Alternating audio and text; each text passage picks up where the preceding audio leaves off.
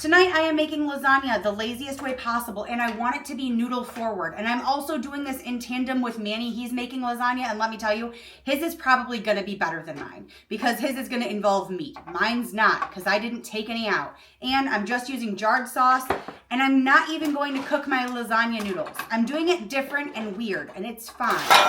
And I'm making it in bread pans because I like my lasagna to have a lot of layers. And I like it specifically to have a lot of noodles. I'm going to start with a 32-ounce tub of ricotta. I don't like this. Straight into a bowl. Into my ricotta cheese. 2 eggs. You could use regular salt or you could use garlic salt. I'm using garlic salt because I don't feel like adding in garlic as well.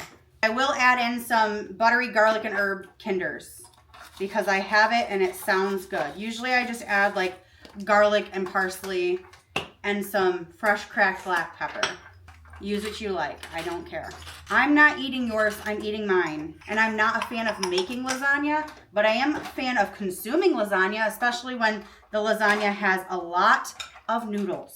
How many times can I tell you I like a noodly lasagna? If I had fresh Parmesan, I would add it right into this as well. But I don't. And I have jarred pasta sauce. If your pasta sauce is hard to open, spank it. Did you hear that pop? It will open every time. Pour a little sauce in the bottom. I'm only making 2 pans because I have enough to make 2 pans, and I'll probably freeze the second one and we'll eat it at a later date. This is where you would normally layer your lasagna, lay your noodles out flat, all of that. I'm not doing that. I'm going to crunch them up into large shards, something like that, because I want it to overlap and I want there to be a lot of noodles in my lasagna. Make sure the bottom is coated. It doesn't have to be precise. You can be rustic with it. You just don't want them to be pulverized. You want to have decent sized pieces of noodles. And if some fly into your ricotta, even better. I'm realizing I probably needed more sauce on the bottom, so I'm just adding it around the edges. It's fine. It's lasagna. It's going to look like a mess. Spooning on some ricotta mixture. Spread it out to the best of your ability. And as much as I love cottage cheese does not belong in your lasagna. I said what I said. More sauce. It is at this point that I am realizing I am fully covered in pasta sauce. And this is not the intended result I wanted. I probably should have put an apron on. I won't learn my lesson. Maybe you will. You're just going to keep repeating the process over and over and over again until you run out of space in your pan mostly. I have run out of ricotta. That's fine. We're just going to top it with sauce. Make sure everything is covered.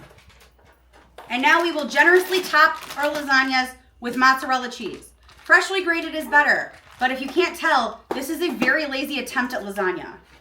If you want to be fancy, sprinkle it with some seasonings or some parsley. I'm going to use a little bit of this buttery garlic and herb for cutes. I'm going to cover these with some foil, pop them in the oven at 350 degrees until I feel like looking at them. I'll let you know how long it is. My lasagnas have been baking in the oven for about an hour. We're going to take off the lids and take a look.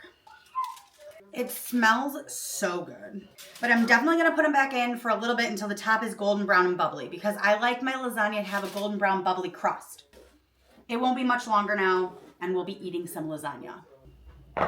My lasagna, she is done cooking and I should let her rest for a minute to like come together and settle down and cool a little. But I'm not going to do that because I'm hungry and my family is hungry and it's time for us to eat.